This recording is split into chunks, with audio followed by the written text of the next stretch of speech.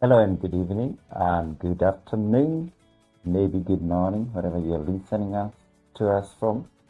I need a bit of confirmation that you can get me loud and clear before we begin that. So if you are in the chat, if you're on the live stream, I see there are people who have joined us. May not be many, couple of us, whoever be here, however many we are. If you're there, you can hear my voice clearly. Let me know or let me understand if I need to adjust anything to get what I was trying to take a bit of time so that I could give a little bit more, many more people to join. I need just a little bit of a short notice, but this episode had happened today, and I am glad that everything has come together very, very well, and we are now certainly we are live as we intended to be, and it's shaping up to be a very auspicious occasion for this matter for today. And I'm trying to see if I can find the notifications for the stream. Good. Thank you so much. Thank you so much to Bogeni Kinta. So we are just about 47 minutes from the start of the new week. We have that countdown that will be giving us an indication of how much far we have to go to that moment when we will have to speak energetically, creatively, with our focus and intentionality towards the new week. And that is in 47 minutes time. But for now, let me just introduce myself because we don't have much time, and I want that to be the last thing we do. In that about 49 minutes, we should have covered everything that we need to cover. My name, as always, Joroge Wahomewargogo, your astrologer. I give you these guide weeks, these guides every week. We began last year. Many things are not falling in place, but now they are, and we'll be able to give you these guide. You're trying to make them as actionable as possible so that we don't just give you information to pass you up, but to give you points on which you can know what it is that is available, that you don't waste your time or your creative energy in focusing on things that may not bring you final results. All the same, caveat as always is that this is a very general guide to what's available generally for people like everywhere around the universe. There's something that is specific for every one of us as individuals, and that is where the greatest secret lies. As always, we begin by looking at where the planets are. We look at the data that shows us where the planets are, how they are lined up in the heavens, and then we delve a little bit deeper by getting proper planetary maps that show us exactly which house in the heavens has this influence, what kind of transitions are happening, are there special alignments, and by alignments mainly I mean conjunctions or oppositions, or there could be appearances of special planetary or celestial bodies that may come. This may happen once in a while, although we don't have that one now. And then we look at the calendar, we look at the highlights of the week, and we lastly look at some of the most transient and actionable celestial body. Actually, not some, but the one most actionable transitory terrestrial, but that is the moon, because the moon is very powerful. The moon and the whole idea of femininity, you can understand why it is fought so much, because there is so much to gain from. So there's a special section that we introduced from the last time we had an episode like this, but for the very first time, we are covering it live. So this is the very first time we're going to look at our lunar transits and alignment happening for the week. So that will serve as very well for an introduction. Let's look at the planetary map.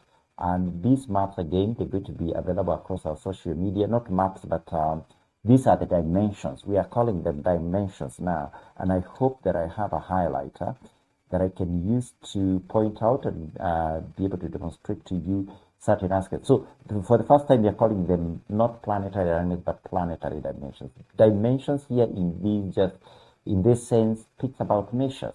So you're looking at measures, you're looking at various angular measures The way we relate with the planetary and celestial heaven is through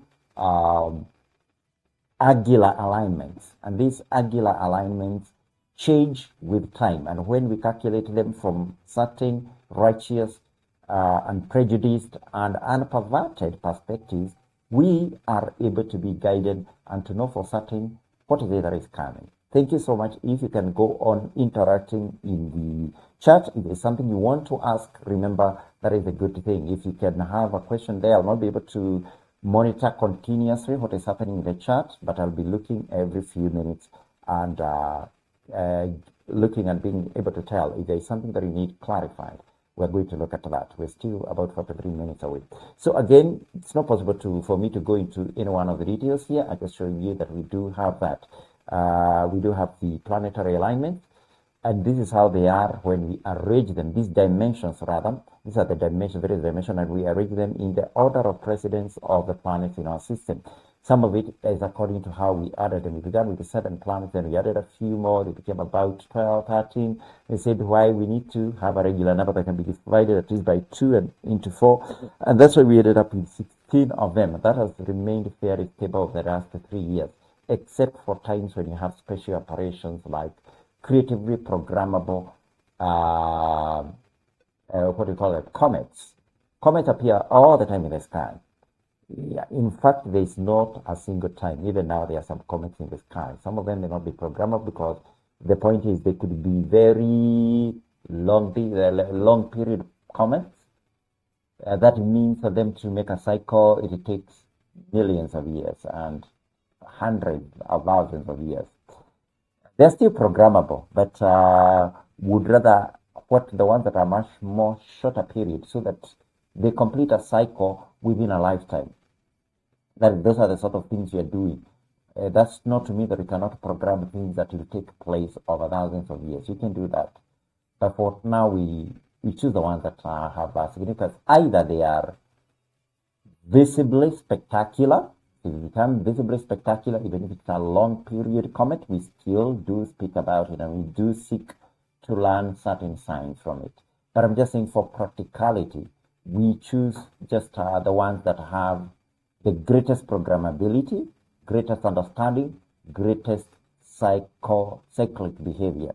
So look at that. And that is why you don't find always there's a comet. You may look at your astronomical newsletter. It tells you maybe there's this planet or that other comet. It's not that we are not aware of it, but it's be rest assured, perhaps. Sometimes you may not be aware of it.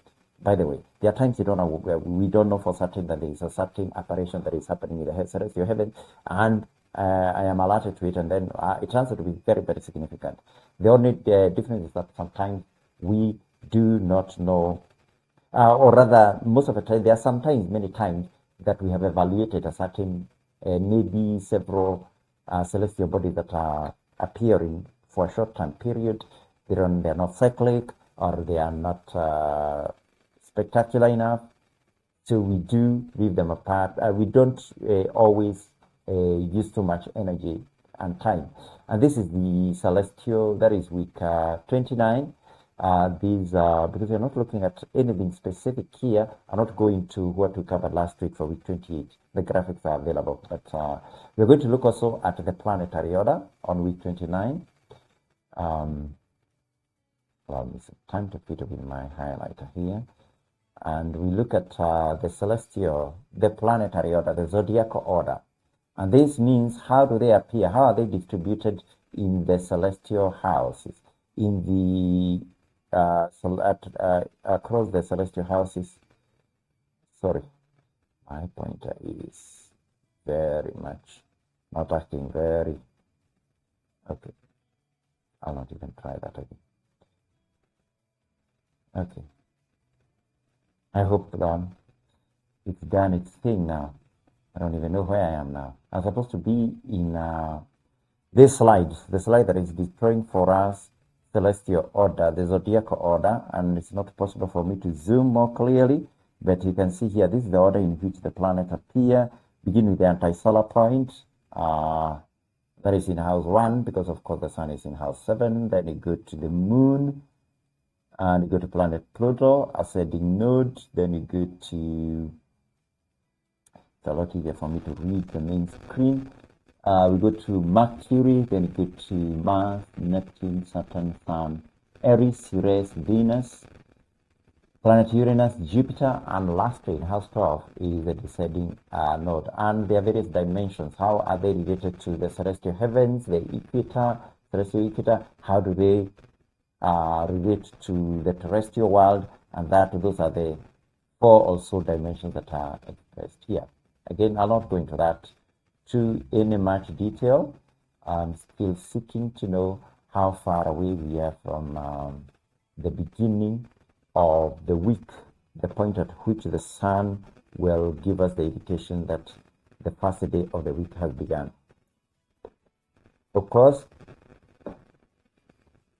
this first day of the week, if I can go back to the counter a little bit, countdown, it's not just any day, this is not just any week, because also the first day is the day of resurrection. This is the Resurrection Sunday, the Passover Sunday, the Sunday that comes to the week of Passover. And it is crucial and important for our consciousness. I want to go to take a look at the major planets as they appear in celestial heavens. And here look at bit at week 28 a bit. This is week 29. But if you look at week 28, that is where we left the planets. And I can switch between the two of them so that I can see the change. That is 29 and 28. 29, 28. Of course, the greatest change is that of the moon, which changes from no, I'm going to the minor planet. The moon moves from house 12 here and moves all the way to, I think, house 3, to the exit of house 3. There's something we're going to cover a little bit about house 3 here, or the moon and where it is and what it indicates for us. So this is house 20, this is week 29, and we have the moon is the foremost, actually just about the honorary planet. That is certainly in the major planet is in the first quadricell of the heavens, the first quarter of the heavens. The other half is also almost empty, except for Mercury and Mars. Mars, which is just about to make its transit from house 6 to from house 6 to Habizelda. That is our planet Mars there. Then we have planet Saturn here. We have the Sun. Is about reaching the midpoint of house Habizelda. We have Saturn here, which has just made its transit into house 8, and we have Jupiter, which was not long ago at standstill, just making its gradual progress across house number 10, and we get into house 11 soon. That transit is going to be important because it's a shift in kingly authority or kingly reign. For me, we look at let's look at the minor planets now. And I don't know what I didn't know that I was demonstrating the major planets, but what was displaying on your screen was still the live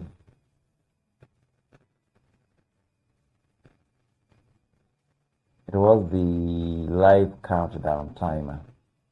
And that should not have been. We should have been looking at the major planets. I'll just look at it a little bit. I'll just go back a little bit over the major planets, and we take a look at where they are and what they are doing at this period in time. So here we are. We are showing minor planets for now, but let's look at the major planets. Major planets of week 29. That is the alignment in which they are in with the moon in house number 3, and at coming to a standstill here. We talk a little bit about it later. Then we have here towards the exit of house number 6. We have Mercury, and we have planet Mars making its transit. And I want to be certain that that is something we've captured in our discussion. I think, we've captured that because that transit is important and essential. And At the same time, I just like to speak something about this because this is an essential. This is actually a gateway transit between house of planet Mars. And did I notice, did I say that it's making its way into house 8? Because Mars is not making its what? It's making its transit to Habizelda. Or at least that is the understanding that I have. Mars is moving into Habizelda. Yes. It's not into Habizelda. I need to. That is house, the Neoteran Celestial house number 8. Number 7, not number 8. I'm just trying to correct my notes here because that's it's not an ordinary. This is I'd say that it's an ordinary prograde transit, but it is creative gateway transit. Creative gateway transit. So that was the demonstration I'm making here, and we went a little bit and looked at week 27. The other change is because 28 rather, last week Mercury was coming to a standstill here in house 6, and there's something we didn't manage to speak of yesterday, and that is that standstill was taking place as we were celebrating Passover. So Passover yesterday was accompanied by a standstill of Mercury. Now, let me repeat something I've said a little bit very much often, and maybe close to ad infinitum, and that is what does something like a standstill do? What is a retrograde? What about that transit you're talking about this week with the planet Mars happening across a gateway transit point? And the truth is this, it doesn't mean one thing or the other. It means good, it means bad. It depends on your profile. So Mars, Mercury, they have caveats. They're not like the Sun and the Moon. Sun and the Moon don't have any caveats, but they have far bigger applicability. That is why you found, like when we were talking earlier today about one of us celebrating their birthday. Somebody's birthday is determined by the moon and the sun, both of them. The moon and the sun don't have any caveats on them. And that means you cannot say we use them for this or the other. But now, the other problem with them is that the day you have complete influence on both, unique complete influence is only on your date of birth. And that day you can order just about anything, not just happen for you, but for anybody else. On that day, you are king, you are priest, you are father, you are mother, you are brother, you are soldier, you are warrior, you are anything that you want to be. That day, you can order creative things to happen in just about any way because you have the most resonant cadence with the frequency of the time. That is what it means with the birthday. That's why we need to take our birthday seriously on the kingdom calendar. On the kingdom calendar. The other calendar denies and says the moon, the feminine, is of no consequence. That is why I tell you, be careful how you celebrate your birthday, so that you know the days when you have the greatest levels of influence. So that is your kingdom birthday. Your Neoteran calendar birthday is a very mystical moment. Has a lot of power. So I've mentioned all that. Let me go now to the minor planets and look at the minor planets. Minor planets don't have too much to do because their changes track a lot less. They don't follow the strict, or rather, they don't change as much. And what I'll do to illustrate that, I'll switch between week 29, the graphic for week 29 and week 28, so you can see. So week 28, that is the alignment of the planet, and week 29, that's the alignment of the planet. There seems to be a considerable change, especially with Ceres, but Ceres was, I forgot, several weeks ago, I checked it and I saw it was tracking. We were tracking it too far south of the equator.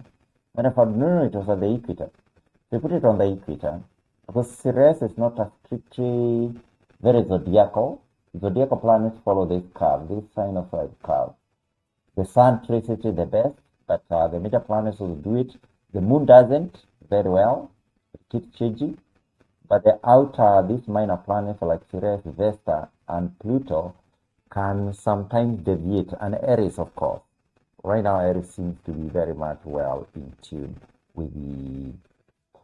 And I'm pointing at the wrong screen. I mean, this is planet Aries, and here is planet Ceres. There was a bit of a calibration in our system, and that is why it shows, because it was closer to the ecliptic than I thought. I thought it was still tracking along the celestial equator, but it's not. It's moved back to being a normal zodiacal planet at this point. And that's why we've moved it back to close to the celestial zodiac. Again, these are minor planets. Doesn't mean that they are negligible or they are of no importance. They do have certain importances, but of course they don't carry the overarching, multifaceted significance that is carried by the major planets. So that is the main changes that are happening. Of course, also considerably there is change with one of the planets, minor planets, is missing here, and that is the solar, and that is the anti-solar point on week 28. You don't see it. I don't know why it disappeared. We'll fix that. But this is the changes that are there with the minor planets. The only change important that is there is this conjunction. We're going to talk about it when we talk about the highlights of the week. But that is the main one. And as I've said, also Ceres has gone to being a proper zodiacal planet for now. Let's look at our calendar, because of course we are at that very crucial period in time. We began the year. I keep pointing at the wrong display screen. So we began with the equinox at the very first day of our month. Then, of course, we have this period that is significant, the Passover period. We marked Passover. Today is Saturday. We begin the new day in how many hours? That is 36 minutes from now, when we will enter into Resurrection Sunday, the 17th of the 7th month of our calendar year.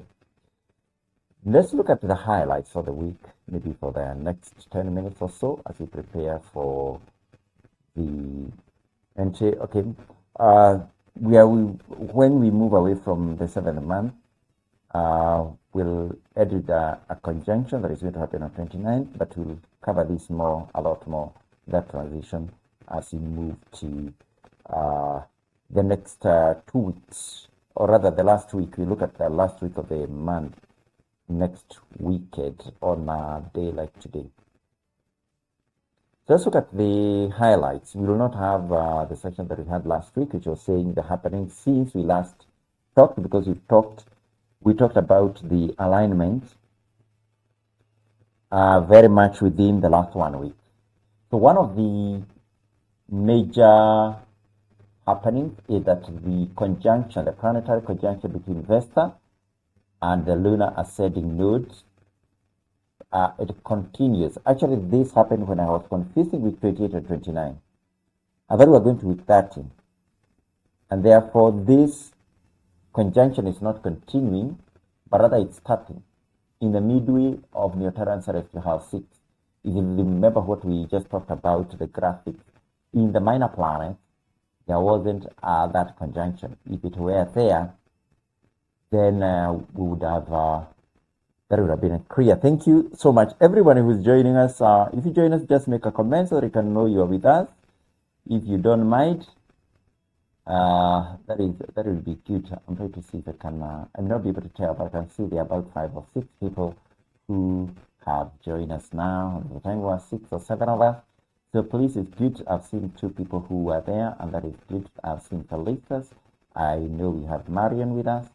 but if you'd like to just say hi on the stream, on the chat itself. So I was saying there's a bit of miscommunication here, or rather what I had talked about earlier. This conjunction is not continuing. It is already there. It's only beginning this week. So that's a wrong indication to say that it's going to continue. It's going to continue into next week, but it's starting this week. And let's get to the next slide.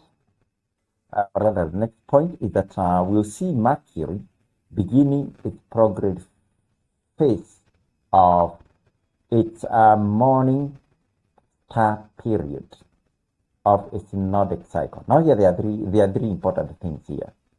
Prograde phase. This is something happening with planet Mercury, and there are three major indicators. First of all, that it is prograde. Last week it was retrograde. Prograde means it is moving forward. A phase means it's a quarter section of a cycle. It's a quarter cycle of a period. I don't like period, and I don't know whether somebody can help me. But half a cycle, I'm trying to look for a good description for half a cycle. A phase is very good because it trades very well, and it aligns with the phases of the moon, which are 4, each of which takes place of a quarter of a period of its cycle. So somebody tried to give me another another term. We are researching and trying to look for one. Period is good, but for now it means like 180-degree shift section of a circle, half a circle, a semicircle in a cycle. Planets' motions are not always cyclic, but they have that, they are circular, they are spherical in that nature. So half of it, we have morning star. So means half the time, or the time when planet Mercury, the more technical definition of a morning star is what we ourselves call infrasolar, behind the sun. When these two synodic planets, Mercury and Venus, they are behind the sun in the order of the celestial houses. That would mean maybe the sun is in house 7 and they're in house 6, like it's the case now. The sun is in house 7, Mercury is in house 6. So it's infrasolar. It's behind the sun, it's below the sun, and right now it is visible in the morning, or rather it's visible in the dawn sky before sunrise. That's what it means. Synodic cycle. A synodic cycle is a cycle that is reconfigured by meeting.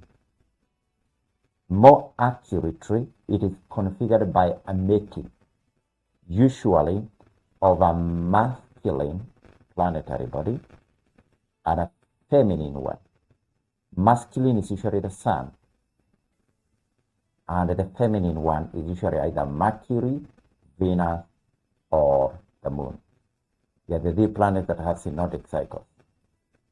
And this synodic cycle, the beginning, this begins the prograde phase, or the prograde morning phase of the Mercury cycle is just the second one in its creative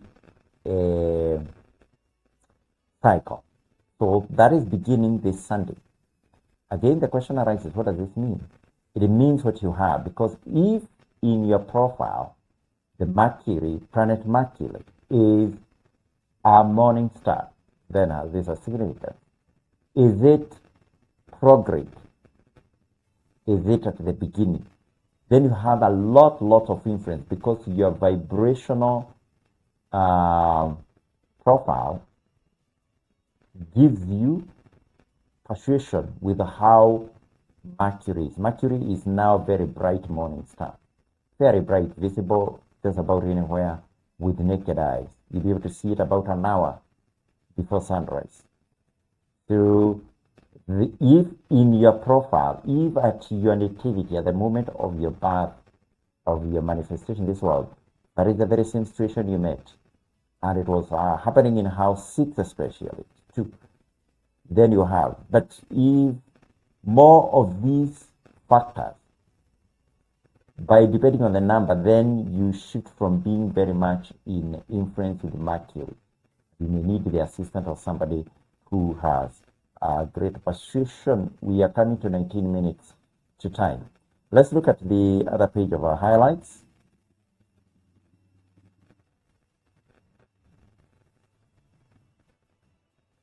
And we have the planetary conjunction between planet Venus and Ceres.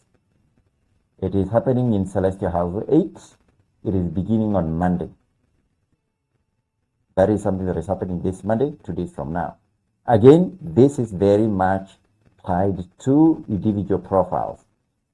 For some people, this may be very good news. Some people, this may be different because it doesn't make one much too much change one way or the other. But for some people, it could be very bad news. So that is why I tell you, you need to know your profile so that these things can either make sense or not. Now, if you had your profile printed, you could just check how were Mercury and Venus in my profile. Not Mercury and Venus, but rather Venus and Ceres. Now, another thing, and this is what I was thinking about, the creative gateway transit. A prograde creative, I think that's actually the best way to describe this. A prograde creative gateway transit of planet Mars. So it's moving. Where is it? Moving. A transit is a motion, is a shift from house 6 to house 7, Habizelda. Habizelda is Neoteran Celestial House 7. It's taking place tomorrow. No, not tomorrow, but Thursday. Thursday, the 21st of the 7th month.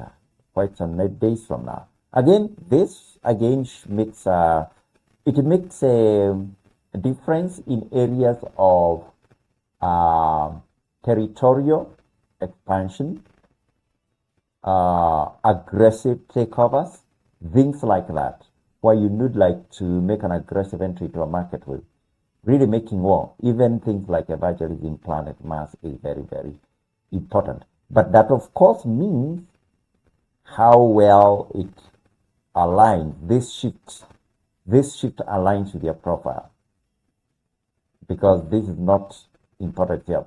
We usually have the planet will any planet will undergo these celestial transits 12 times in a year, but of those 12, only 4 are creative gateway transits. Of these 4, so this is one of them. Some may happen in prograde, some may happen in retrograde. Most of them will happen in prograde, but there could be a couple, or maybe just one, or none at all, over a period of time where you're going to see that transit happening in retrograde fashion. Again, as I said, that is on Wednesday. We go to the final thing we are going to look at before we talk about speaking of the what, and before we go into that substantively. We have 16 minutes, so let's be preparing, although we do have that. So today, at the when the hour strikes, we're going to speak about, we're going to talk about the new week in a creative way. And we're going to declare the things that are going to open up for us and what is essential, especially depending on these special alignments that are happening, the projects that are happening, the oppositions that are happening, because this one are for the moon. The moon is very programmable. And these are the major lunar transits and alignments. These are the things that are most of the greatest significance. There will be dozens and dozens of things the moon will do over the week. But we'll have a planetary opposition beginning this very day that is starting, 17th of the 7th month. And it's a planetary opposition. That means Aries and the moon will be opposite each other in the celestial heavens. Another planetary opposition is with the planet Ceres, happening again on Sunday. Another thing that is going to happen is a major lunar a lunar sorry, and I'm not pointing at the, again looking at the countdown timer. Let me look whether we do have people. I see there are more comments now. Where I speak. Oh yeah. Sorry, yes, I'll just bring the countdown for a while there. But now I believe we are back to showing the chart that I'm talking about. So this is the chart. Thank you, Marion. Thank you, everyone. Kiboge, Celesal, Fidelis, and Fasha. I have the entirety of a large number of the Kabi Zelda and the house number 8 priesthood. It's a very good sign. We began with Felista, so it was her birthday. And actually, when I talk to people, I hope that you managed to say something to Felista, because just wishing them a birthday is good, but I would rather that it's transactional. There's something transactional during a birthday, and we'll be endeavoring to do that. I don't know how we are going to make it work so that we make this thing work for us, because birthdays are special in the kingdom reckoning. When you do it with a person who has such influence, as I've told you, that person has like a blank check on that day. There's nothing they can't command on that just one single day, and that means as you are going, well, the sun has not yet set at Townnet, so the day is still there. So possible to organize a blessing before that day passes, because in just about 14 minutes time, 11, 12 minutes time, the special license that our sister has will be gone. But the good thing is we soon arrange how the rest of us. I know there are people who are not very far away from that, including Prashant. If Venus and Ceres are in conjunction in house 8, does that mean people in house 8 have influence? No. People with there are not people in house 8. This is one of the things I try to explain. People have influence, priestly influence. They have priestly mandate in house 8, and that is planet Saturn. Venus and Ceres are used for very different things. Venus is not for priesthood, it is for a familial relationship, synergetic sort of union that you have with people that are not based on profit, but are based on pure affection and goodwill for other people. Somebody like that. That is where. So they will not have, they could be very much in disorder with the planet Ceres. Ceres is you hear the planet Ceres, it was involved. It was actually the Roman, Ceres is the Roman Greek god of agriculture. And actually it's where we get the name cereal, comes from Ceres.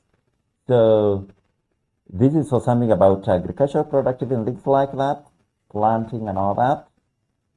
And then it's combined with things about family, romance, and erotic love. So, well, that is the sort of thing we are talking about. But then again, it matters, because if somebody, it could be in your chart, you or in your profile, Venus and Ceres are in opposition. That would be the exact opposite of this. But we would also want to know where is the opposition, where it's happening. It's not just saying they are in opposition. That's why it's not a very simplistic. The point house, the ones who are of the priesthood of house 8, they only rule over matters of priestly engagement, and that is if they have completed a cycle. If they have completed the cycle, then they get to speak to us. But if once they have not yet there, they sit down and learn. So how's it? Because actually I don't think that we have as yet anybody in our union who is of house 8. Yesterday it took several people. I'm incorporating even more and more people in our system. There could be a possibility of somebody in house 8 who has completed a cycle. I don't know for certain, but I have to check to know. I know we are getting more people. The more we get more diverse people of diverse age groups, the more that kind of what happens. I hope I have answered your question, Prasha. So I was talking about this planetary opposition. These two planetary oppositions, that is of Aries and then of Ceres, with the lunar, which is the moon, because the moon is the major messenger, the one that we do for most of the conjurations or most of the esoteric, hidden kind of thing. So After that, there's the lunar type. Now, this one is for the select few. I'm just giving it here to show you that it is happening.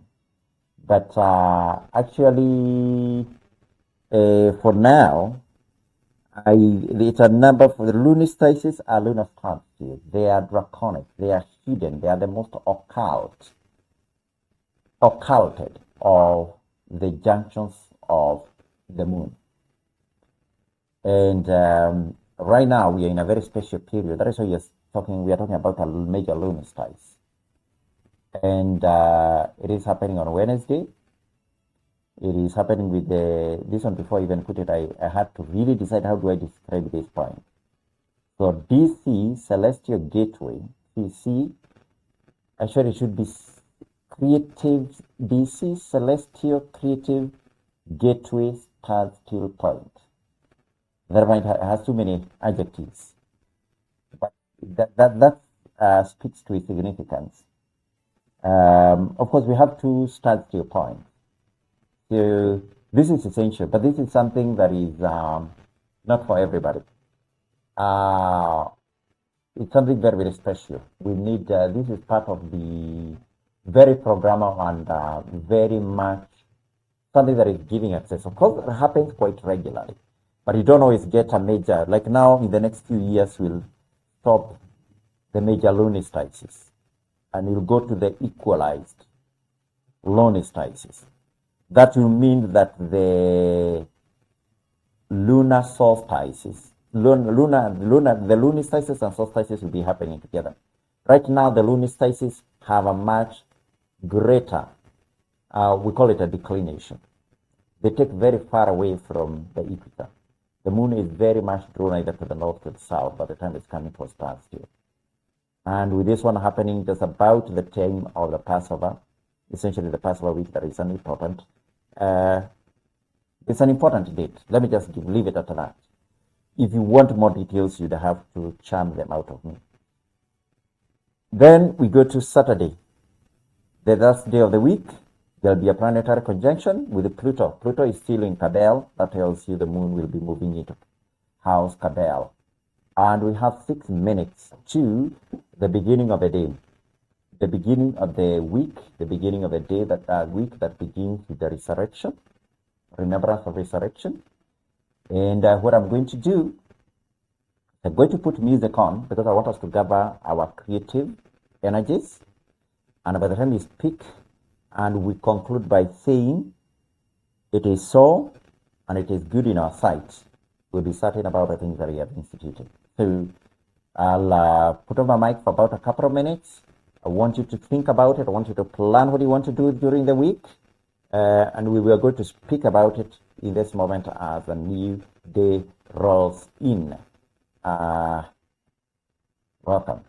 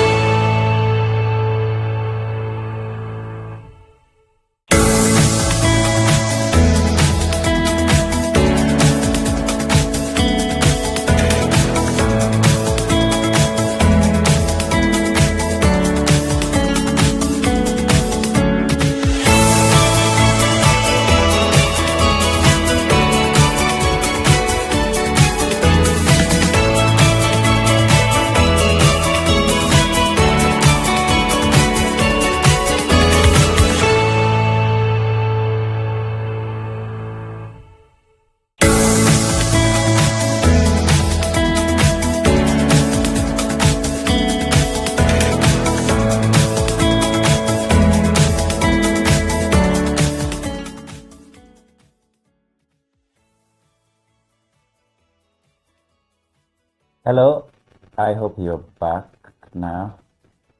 Let me just sort of mute that music totally, or we just have it playing in the background. So we have just about 3 minutes to go to the start of the new week, and we're going to channel our energy into make this a week of as much consequence. I don't know already it is a very great consequence, but you're putting that. So bring to consciousness everything you need to do. This is not limited to anything, but you just get to speak because it's the moment of feeding into the week. And anything we say will have the energy to accomplish it to be provided.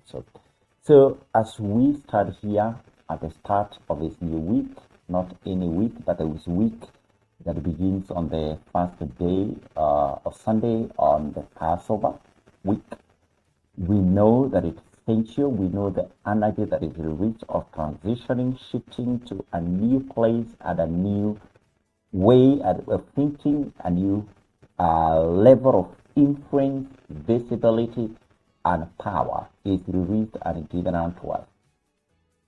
And we speak that whatever endeavors, plans, ambitions, desires, any sort of thing that our eyes have looked upon and set our hearts to do and accomplish over the coming 7 days, that whatever creative energy is available, let it come to us. Let every gateway that is given for our access, for our superiority, for our supreme establishment be given.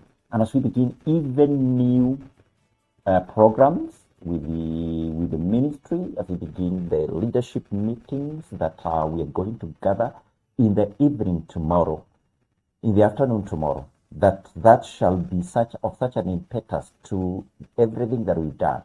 Let that gathering bring about bringing together of people of special access, special abilities, and every manner of understanding. Let the ambitions that we have, those of our parents, our king, our queen, our alpha, our omega, be established so. And let every challenge that has been stated to us, every ultimatum that has been given to us, ultimately come to work for our good. We establish these things. We speak them because they are. We see them, they are tangibly here with us. Everyone that is gathered, that has come to bring their creative energy and fortitude to this event, the success of this live stream. I speak of new doors for them. I speak in my priestly garment that they shall not lack. Let them have way where they need way. Let them be surprised by the abundance and the overachievement of all the misses, everything that they set about to accomplish, to do, to bring to be in this world over the course of this week, over the course of the next 7 days, in their priestly dimensions, in their kingly dimensions, in their warrior attire, in their kingly and queen rulership. Every one of them is coming to fruition. We speak these words, certain that they are, and we declare it is so, and it is good in our sight. So welcome to week 29. Welcome to the Resurrection Sunday. It's a day of rejoicing. It's a day of victory. It is a week that will portend good for you, for yours, and for everything that you hold dear and that you cherish. So that's the end of it. Let me just look at the chat, see if there's any comments or anything that I need to address. Yes. So somebody asked whether the major loan size is something that we can find me in the inbox. Yes.